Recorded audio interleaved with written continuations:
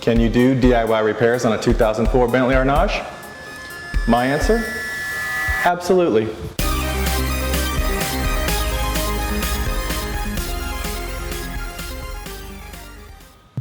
I recently had a comment on one of my videos from a user who goes by the name Stuff335. And Stuff335 writes, "Dear Josh, why are you so intimidated by the Bentley emblem? The fear of the car is a reoccurring thing in your videos. Being insecure is going to cost you a shit ton of money. It's a Bentley, so it's still a car, and it doesn't say NASA." Thank you, Stuff335, for that insightful comment. What bugs me about it isn't that he was rude, it's that he's kind of right. I mean, it is just a car. So can you DIY a Bentley Arnage that's over a decade old? I'm going to say yes, and recently I had a chance to put my theory to the test. Earlier this year I walked out to my car in the garage and I could see a puddle underneath the front of the car.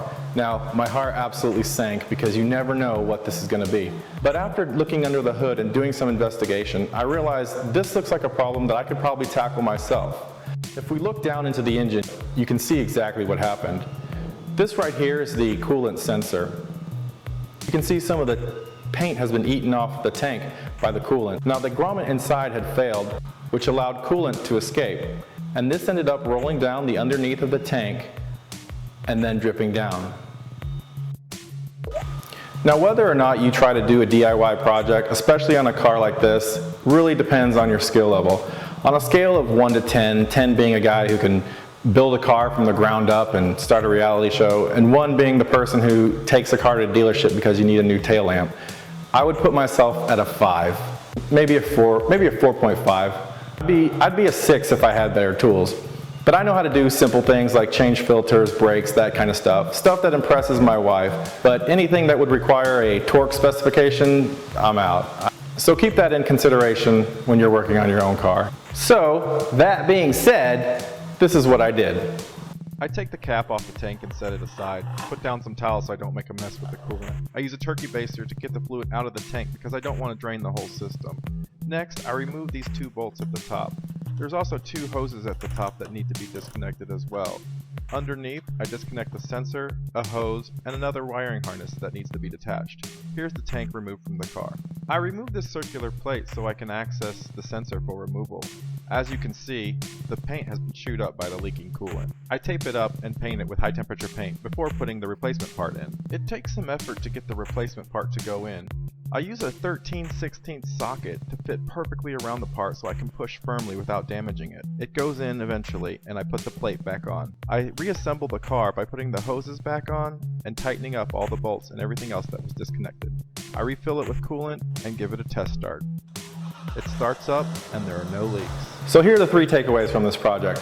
First of all, you can do a DIY on a car like this. It is a car after all, and you just gotta jump in there, learn as much as you can, and get to work. I definitely got that sense of satisfaction, that pride of ownership of doing something by yourself. I probably saved hundreds, maybe even thousands of dollars by doing this repair by myself. And best of all, the car still works. It's not leaking anymore, and it actually fixed a problem. Now, while you can do a lot of DIY projects on this car, there are some things that you will need to take it to a dealership or a specialist for, mainly things that involve the ECU or the engine management. There's proprietary diagnostic tools that the dealership or specialist has that is required to address some issues. The second takeaway from all of this was not easy.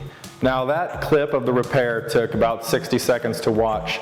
In real time, that repair took me over 3 weeks to accomplish, and the reason is because of this. I had to wait for parts to be shipped from the UK. Once I dove into the project, I realized there was another part I needed to order, and then that had to be shipped. So it's very time consuming waiting for parts, and when you've got the car apart, it's out of commission for 3 weeks. Another problem is it is extremely difficult to access any of the parts in here. And you've probably seen this in other repair videos with exotic cars. The parts are just extremely hard to get to. Just to loosen bolts, remove hoses for this tank that was on the top of the car was still a very difficult process. Now, compare that to my Suburban.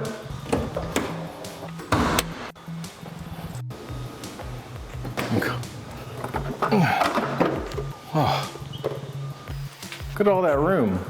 You could put houseplants in there. The other thing that was difficult, My idea to remove the fluid with a turkey baster was just a bad idea. This car has multiple coolant tanks and the level is equalized, so when I was extracting the coolant with a turkey baster, it would equalize with the other tanks, so I had to remove a lot more coolant than I had expected.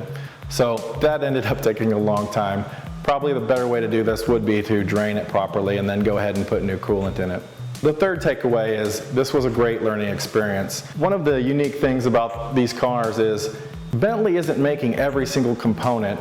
For example, when I pulled the coolant level sensor out of the tank, I realized it had a little GM logo on it, and it actually had a GM part number. So after doing some research, I realized that the coolant level sensor in this tank is actually the same sensor that's used to measure the level of windshield wiper fluid in some Saturns and some Buicks. So while my shirt here says genuine Chevrolet parts, this car really has genuine Chevrolet parts. So I was able to find this part for a much lower price than what the dealership would have charged. And that brings us to the final question about this repair. How much did it cost me? Now, whenever possible, I do want to use Bentley parts, but when the part that comes from Bentley is stamped by GM, I don't have a problem going to get that part somewhere else and saving the money. The dealership was going to charge $126.26 plus tax. On eBay, I was able to get this part for $18.99 shipped to my house. So $19 for that replacement part, and it's the exact same part. Here's a look at the two parts side by side. As I got into the project, the other part that I had to order was a hose that connects to the bottom of the tank. In my frustration, I managed to puncture that hose and had to order a replacement for that. Here's what that hose looks like. It's about 8 inches long, or maybe 20 centimeters, and it's got a little heat shield. This part right here at a dealership was going to cost $175 plus tax. That's pretty expensive for just this little length of tubing. Now, I was able to buy a replacement on flyingspares.com, and that cost me about $110, and maybe a quarter of that was shipping because it had to ship from overseas. But unfortunately, this was just a casualty of it being extremely difficult to remove that tank, and I got careless and I punctured it. And honestly, I might have had to replace this anyway.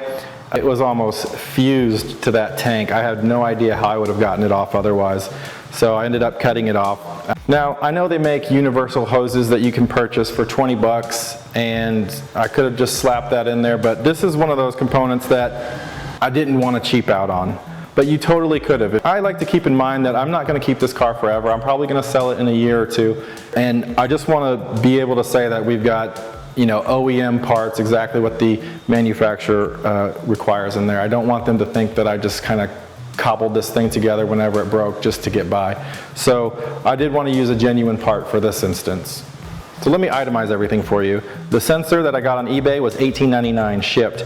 The hose that I had to replace was $109.47 from Flying Spares, all totaled.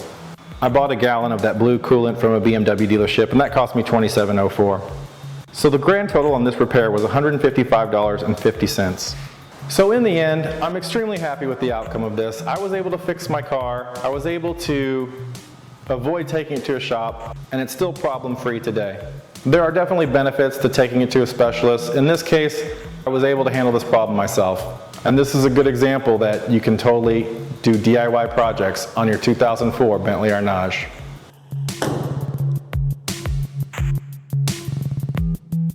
Alright guys, thanks for watching. Be sure to subscribe if you haven't already. Check out some of my other videos about the Bentley or other topics, and thumbs up if you like the video. Thumbs down if you have low self-esteem.